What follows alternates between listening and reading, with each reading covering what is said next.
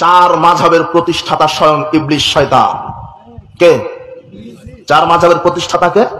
ইবলিস। যেখানে মুহাম্মদ সাল্লাল্লাহু আলাইহি ওয়াসাল্লামের শরীয়ত বিদ্যমান থাকতে কোন নবীর শরীয়ত টিকে না, সেখানে মাযহাবের দোয়ায় শরীয়ত কি করে টিকবে? যে দেখো চারটা তরিকা, চারটা দল হবে, এই চারটা দলের প্রত্যেকটার মাথায় এক একটা শয়তান বসে আছে। রাস্তাগুলোর নাম বলি, হানাফি, শাফি, মালিকি, হাম্বলি, চারটা পাঁচটা হয় নাই। তোমাদেরকে মাযহাব বানাতে বলেছে কে? তোমাদেরকে ভাগ হতে বলেছে কে? ওয়ালানা আখিরু হাযিহিল উম্মাহ আউওয়ালাহা। শেষ জামানার কিছু মানুষ, কিছু পণ্ডিত আগের জামানার আলেমদেরকে গালি দিবে, অভিশাপ দিবে। বুখারীর বর্ণনা, নবীজি সাল্লাল্লাহু আলাইহি সাল্লাম বলেন, লাউ কানাল ঈমানু ইনদা সুরাইয়া, ঈমান যদি সুরাইয়া তারকার কাছে থাকতো, আর ঈমান ওখান থেকে মানুষ যদি আনার প্রয়োজন হইতো, লানালাহু রাজুলুম মিন আবনাই ফারিস, তাহলে পারস্যের এক ব্যক্তি ওই সুরাইয়া তারকার থেকে ঈমান নিয়ে আসতো। বিজ্ঞ উলামায়ে কেরাম প্রায় সবাই একমত এই ব্যক্তি দ্বারা ইমাম আবু হানিফা উদ্দেশ্য। ওয়ালানা আখিরু হাযিহিল উম্মাহ আউওয়ালাহা। শেষ জামানার কিছু মানুষ, কিছু পণ্ডিত আগের জামানার আলেমদেরকে গালি দিবে, অভিশাপ দিবে। দুই চারটা লাইন পড়বে, পড়ার পর তখন মনে করবে আমি বড় পণ্ডিত। ইমাম আবু হানিফা কি বুঝে? আমি কোরআন হাদিস মানবো, আবু হানিফারে কি মানবো? বাপসাব ধরে। হ্যাঁ, ইমাম আবু হানিফা কি আপনি বুঝেন? ইমাম আবু হানিফা কি? তো নবীজি বলছে শেষ জামানার কিছু লোক মনে করবে আমি তো সব বুঝতেছি। ইমাম আবু হানিফা, ইমাম শাফি, মালিক, আহমদ ইবনে হাম্বল ইচ্ছা মতো এক একটার বা থুর উনি কি বুঝছে, আমি বুঝি সব। এই যে এই জামানায় বলবে, এমনও কথা বলে আবু হানিফা রহমতুল্লাহ তো দূরে, তোমগো আবু হানিফা কি কইছে এই কথাটা এভাবে কয়, নাউজুবিল্লাহ। এত কষ্ট লাগে জানেন না?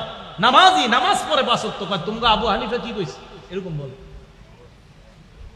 রাসূল আকরাম সাল্লাল্লাহু আলাইহি সাল্লামের বুখারীর বর্ণনা, নবীজি সাল্লাল্লাহু আলাইহি সাল্লাম বলেন, লাউ কানাল ঈমানু ইনদা সুরাইয়া, ঈমান যদি সুরাইয়া তারকার কাছে থাকতো, আর ঈমান ওখান থেকে মানুষ যদি আনার প্রয়োজন হইতো, লানালাহু রাজুলুম মিন আবনাই ফারিস, তাহলে পারস্যের এক ব্যক্তি ওই সুরাইয়া তারকার থেকে ঈমান নিয়ে আসতো। বিজ্ঞ উলামায়ে কেরাম প্রায় সবাই একমত এই ব্যক্তি দ্বারা ইমাম আবু হানিফা উদ্দেশ্য। বুখারীর বর্ণনা। তো বুখারীতে ইমাম আবু হানিফারে পাওয়া যায়, আর সেখানে এসে আপনি বলেন কি আবু হানিফা কি বুঝছে? মাপ চাইতেছে আপনার পায়ে ধরে, সাবধান, আলেমদের সামনে এইভাবে কথা বললেন না।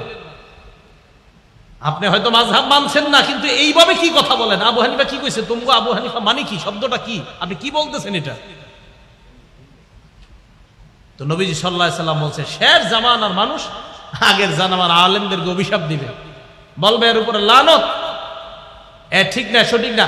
আবু হানিফা রহমতুল্লাহ তো আপনার পরের সাহাবাদেরকে অভিশাপ দেয় এই যুগের মানুষ, আর আপনি আবু হানিফা রহমতুল্লাহ কি বলেন? এই যে মুহররম মাস আসতেছে না, এই মুহররম মাসকে কেন্দ্র করে একদল নবীজির কয়েকজন সাহাবাদেরকে অভিশপ্ত মানে দিতে একদম কাফের বলে ফেলে। আবু বকর আর ওমর রাদিয়াল্লাহু তাআলা আনহুর ব্যাপারে এমন কঠিন মন্তব্য আর খারাপ ভাষা ব্যবহার করে যেগুলো বলার মতো না মসজিদের মধ্যে। তো রাসূল আকরাম সাল্লাল্লাহু আলাইহি সাল্লাম বলেন, এই 15টা অবস্থা যখন হবে তোমাদের, ফাল্যারতাকিবু ইনদা যালিকা রিহান হামরা, অগ্নি বাতাসের অপেক্ষা করো, এমন বাতাস যেই বাতাসটা হবে প্রচন্ড গরম, এই বাতাসের অপেক্ষা করবা। ওয়া জালজালা, ভূমিধসের অপেক্ষা করবা। ওয়া খসফা, ভূমিকম্পের অপেক্ষা করবা। আমরা ভূমিকম্পের অপেক্ষা করতেছি, একবারও হয় না আমাদের দেশ। ওয়া মাসখা, চেহারা বিকৃতির অপেক্ষা করবা। ওয়া কসফা, পাথর বৃষ্টির অপেক্ষা করবা। এরপর আল্লাহ নবী যেটা বলছে মুসলমান, এটা পড়ার পর আমি নিজেই বড় পেরেশানের মধ্যে আছি। আল্লাহ নবী বলেন আয়াতিন তাতাবা, একটার পর একটা গজব আসতেই থাকবে।